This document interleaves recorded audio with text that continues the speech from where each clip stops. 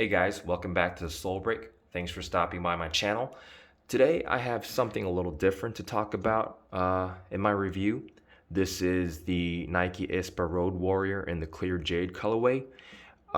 This dropped quite recently on Nike in my hometown and it sold out instantly, but I was lucky enough to cop a pair. I really wanted to see a pair in hand and possibly get a review out of it, and I'm lucky enough to do so. Uh, Quite frankly, I rarely say this about Nike shoes, but I think I like this pair better in pictures, and I hardly ever say that about Nike shoes.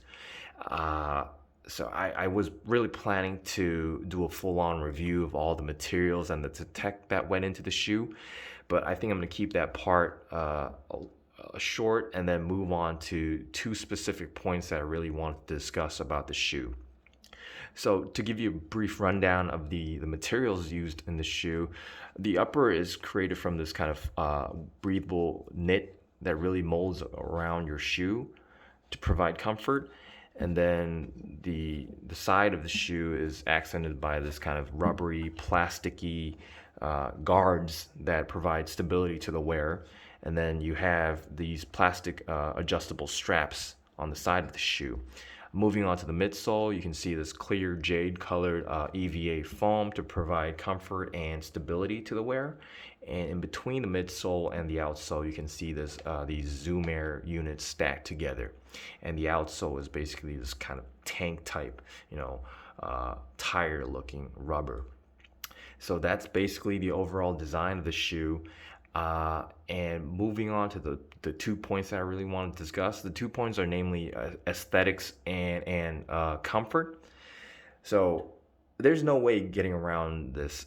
These shoes are ugly, and they are ugly in the sense that nobody's gonna be like, oh wow, this is gonna fit perfectly with my Sunday church outfit. No, nobody's gonna say that.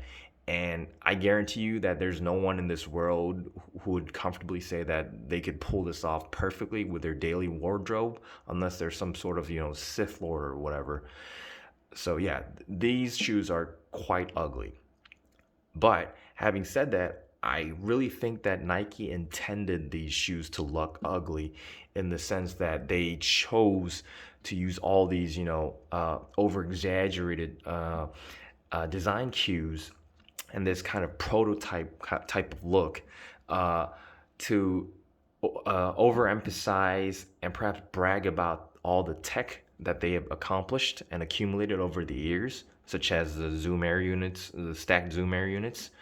And I think if Nike were to create a more pretty looking shoe, I'm pretty sure they would have been able to streamline the design and make this more more pleasing to the eye, more suitable for daily wear with your daily wardrobe. But they precisely chose not to do that, and they chose the path where we're gonna have these bold designs where people can really see the tech that went into the shoe. And I think this is a big statement from Nike, saying that this is basically the future of their running wear and sportswear.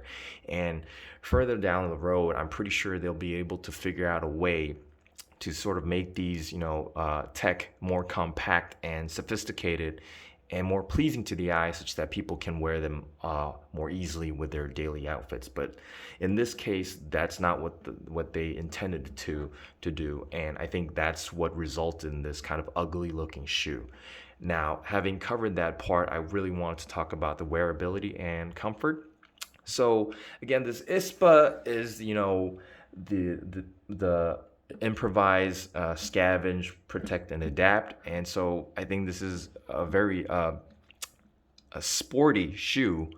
I'm pretty sure everybody would agree with that. So this is supposed to be very comfortable, and I've seen people go as far to say that these are the most comfortable shoes that they've ever worn. And I was able to put these on my feet for a brief time. Indoors, I just put them on my feet and then kind of walked around my room just to get the feel of it, like a test run. And the first thing that came to mind was that, I think Boosts are more comfortable than these. And I didn't really feel stable. Now, I don't think these are that comfortable. And the reason being is that, obviously the shoe is comfortable in the sense that, the upper is created from the knit that molds perfectly around your shoe or your feet.